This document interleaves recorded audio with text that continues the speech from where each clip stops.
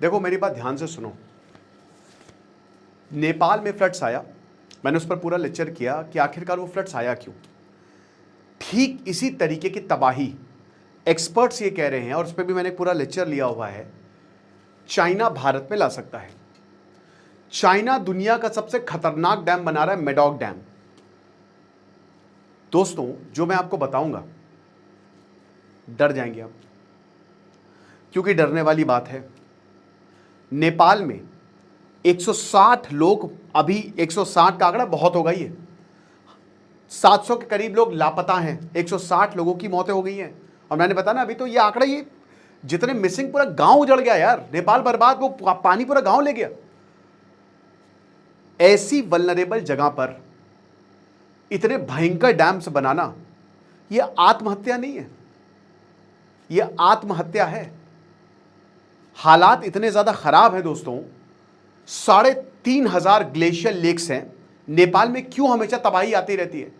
उसमें से 47 बहुत खतरनाक हैं, जिसमें ग्लेशियर लेक आउटबर्स्ट हो सकता है। एक इंडिया में है, 25 तिब्बत में है, 21 नेपाल में है। और यही तिब्बत पे चाइना 1950 से कब्जा करके बैठा हुआ है और दुनिया का सबसे बड़ा डैम बना रहा है, मेडॉक डैम। इतना खतरनाक है, बता रहे कि कुछ रोटेशन सिस्टम भी बदल जाएगा धरती का, मतलब ऐसा तो। लेकिन एक्सपर्ट्स काफी ज्यादा वार्निंग्स दे रहे हैं कि भाई ये वाटर बॉम्ब है। भारत को बहुत चिंता करनी चाहिए, क्योंकि नेपाल जैसा फ्लड्स भारत में आ सकते हैं चाइना की वजह से। क्यों? चलिए बात करते हैं। आशा करता हूं आप सब बहुत अच्छे होंगे। मेरा नाम है सिद्धांत अग्निहोत्री, स्टडी ग्लोस पे आपका बहुत बहुत स्वागत है। इससे पहले दोस्तों हम आगे बढ़े, बता दूं कि बहुत ही शानदार कोर्स हमारा एआई टूल्स का है।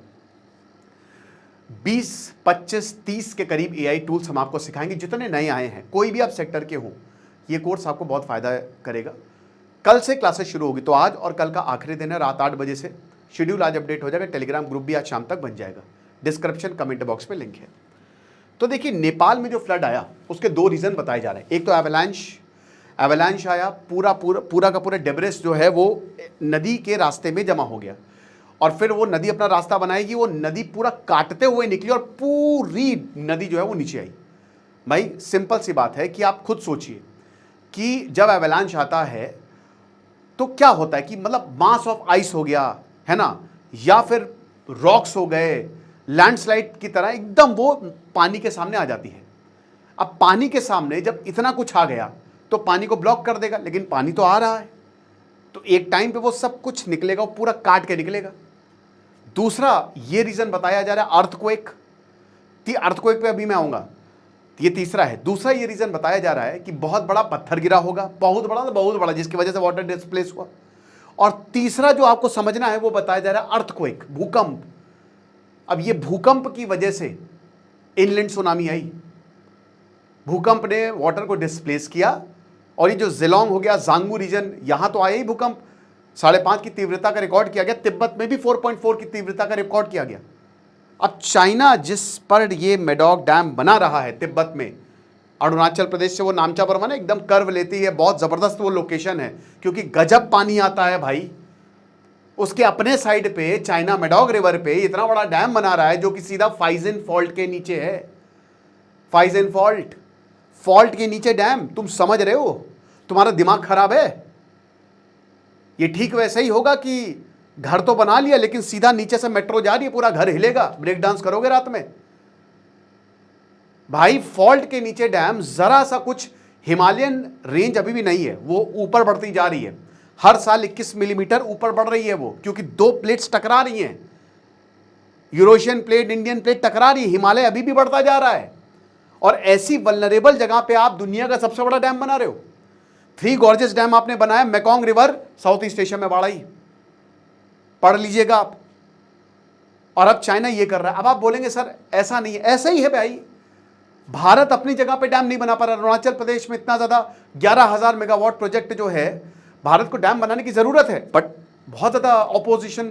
तो भारत को बैठ के बात करनी चाहिए कि कम से कम हम अपना तो सेफ हो जाएं। 2033 तक कहा जा रहा है ये डैम कंप्लीट हो जाएगा, फिर हम कहां जाएंगे? यारलुंग सैंगपो निकलती है तिब्बत से, आती है वो अरुणाचल प्रदेश में सियांग बोलते हैं, आसाम में जाती है ब्रह्मपुत्र बोलते हैं, फिर बांग्लादेश में जाती है, बे ऑफ बंगाल में एंटर करती है। एंटर करने से पहले गंगा से मिलती है, दुनिया का सबसे बड़ा डेल्टा बनाती है, सुंदरबन डेल्टा। अब जहां पे, ध्यान से सुनिएगा, नेपाल में जो फ्लड्स आए हैं, भोतेकोशी रिवर और त्रिशूली, ये दो अलग अलग रिवर सिस्टम है, ये मैंने लेक्चर में बताया था। जहां पे ये डैम बन रहा है, चाइना जिस पर्टिकुलर एरिया में डैम बना रहा है और जिस पर्टिकुलर रिवर सिस्टम में ये डैम बना रहा है, वो इसी रिवर सिस्टम का पार्ट है। तो बेटा चाइना तो जाएगा, तिब्बत तो, इंडिया तो साथ, बहुत बुरी हालत हो जाएगी। इसीलिए एक्सपर्ट्स कह रहे हैं कि भाई ये water bomb, it's a ticking time bomb. और एक्सपर्ट्स बोल रहे हैं कि चाइना को रोकना पड़ेगा, बट चाइना को कोई मतलब ही नहीं है, उसको क्या मतलब है, उसका काम बनता भाड़ में जाए जनता। चाइना कह रहा है कि भाई हमको वाटर मैनेजमेंट करना है, हमको इंफ्रास्ट्रक्चर बनाना है, हमको जो है वो पानी को कंट्रोल करना है। चाइना ने कोई नेपाल के साथ वाटर शेयरिंग ट्रीटी, अबे वो छोड़ो, आपको जान के हैरानी होगी, नेपाल में जो फ्लैश फ्लड्स है, बहुत पिछले 20 साल जब से आए हैं, ये डेमोक्रेसी है, बहुत चाइना के पास चलो, चाइना के पास चलो, है ना, केपी ओली एंड ऑल। बेटा चाइना ने वार्निंग भी नहीं दी थी, नेपाल में जो फ्लड्स है ना, चाइना ने वार्निंग भी नहीं दी थी चाइना की तरफ से कोई, बल्कि बॉर्डर वाले ने बोला था कि भैया देख लो कुछ होने वाला है। चाइना के फोरकास्ट, जो उनका पूरा वेदर डिपार्टमेंट है, उन्होंने कोई वार्निंग नहीं दी थी कि कुछ ऐसा होने वाला है। और बल्कि भाई बारिश हो रही थी, तिब्बत साइड बारिश हो रही थी लगातार, वहां पे भी 265 लोग मिसिंग है। ये हालात हैं। भारत और चाइना की कोई वाटर शेयरिंग ट्रीटी नहीं है, कोई भी, समझिए आप। So this disaster is connected to China's Medog dam, क्योंकि अल्टीमेटली ब्रह्मपुत्र में, वैसे ही आसाम में आप देखते हो कि अभी फिर आसाम डूब गया, हर साल आसाम डूब जाता है। ये नेचुरल डिजास्टर्स, आप इनका कुछ कर नहीं सकते, लेकिन बहुत सारे प्रिवेंटिव मेजर्स आप ले सकते हो। हम आंखें मूंद के रखते हैं, कुछ करते ही नहीं है, ये चीज है। अब मैंने क्या बताया कि देखिए, चाइना को कह रहा है कि भाई तिब्बत में वाटर क्राइसिस का, पूरे चाइना में वाटर क्राइसिस है।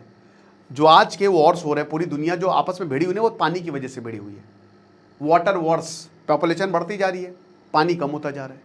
चाइना को पानी चाहिए, चाइना में सूखा पड़ रहा है भाई। चाइना जहां पे तिब्बत है, वहां पे तो चाइना की पॉपुलेशन रहती ही नहीं है। चाइना की पॉपुलेशन तो सदर्न साइड रहती है ज्यादातर, ये चीज है। Energy, Tibet infrastructure, China western development, water management, और चाइना कह रहे कि हम इससे तो बिजली भी बनाएंगे भाई, खूब सारी बिजली जो है वो मिलेगी। तो चाइना कंट्रोल्स दी अपर रिपेरियन है ना, तो चाइना वो अपर रीचेस को कंट्रोल करता है, ये चीज है।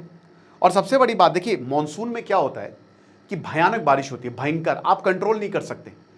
हमने भले ही सिंधु इंडस वाटर पे हमने वो उसको रोक लगा दी, बट प्रॉब्लम ये है ना कि जब बारिश होगी तो आपको पानी छोड़ना ही पड़ेगा, आपके पास इतना पानी आ जाता है। और ये तो हिमालयन रिवर सिस्टम का पार्ट है। हिमालयन रिवर सिस्टम में सालों साल पानी रहता है, तो ग्लेशियर का, एक बारिश का, तो वो लेवल ऑलरेडी बढ़ जाता है। तो ग्लेशियर कोलैप्स हो गया, या फिर यही अवलांच हो गया, या फिर भूकंप की वजह से बताया जा रहा है कि हो सकता है भूकंप की वजह से अवलांच आया हो। और इस एरिया में भूकंप आते ही रहते हैं। यहाँ तो कोई एक्टिविटी करनी ही नहीं चाहिए भाई, कोई डैम बनाना ही नहीं चाहिए, बनाओ भी तो बहुत ही लो स्केल का। यहाँ इतना डेवलपमेंट हो रहा है, टनल काट दो साला, क्या कहते हैं कि ब्रिज बना दो और डैम बना दो इतने सारे, और इतना डेवलपमेंट करो, ऐसी की तैसी होटल बना दो। शिमला में दोस्तों, हिमाचल शिमला में तो मतलब 70 डिग्री स्लोप पे होटल्स हैं, ऐसे उत्तराखंड में है, तो वह बहेंगे ही बहेंगे। जब हम पहाड़ों की इतनी बेकदरी करेंगे तो आपको क्या लगता है पहाड़ हमको आशीर्वाद देंगे?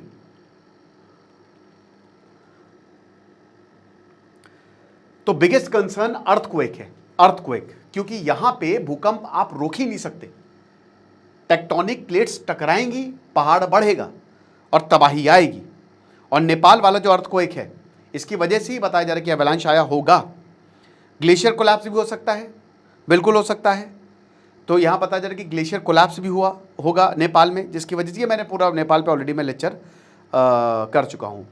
और भारत को तो यार वही कह रहे हैं ना, अरुणाचल प्रदेश और आसाम, इनफैक्ट बिहार जो रिवर सिस्टम का पार्ट है, और यूपी भी, तो सबसे ज़्यादा इन राज्यों पर असर आएगा। इसीलिए भारत को जो 11,000 मेगावाट का सियांग अपर मल्टीपर्पज़ प्रोजेक्ट है, उस पर काम करना पड़ेगा। अरुणाचल के लोगों को बैठाना पड़ेगा, बहुत बढ़िया लोग हैं वो। अभी आपने देखा कि एक तो चाइना वाला कि भाई चाइना इनरोच कर गया है, निपा जो ना कम्युनिटी है, उन्होंने बताया कि ऐसा हुआ है, तो वो भी एक चाइना का फैक्टर है। अब शी जिनपिंग आएंगे अभी ब्रिक्स समिट में, तो ये सारी बातें जो हैं वो करनी पड़ेगी। चाइना ने कोई वार्निंग नहीं दी। बाकी आपको क्या लगता है आप मुझे कमेंट बॉक्स में बताइएगा। Thank you so much.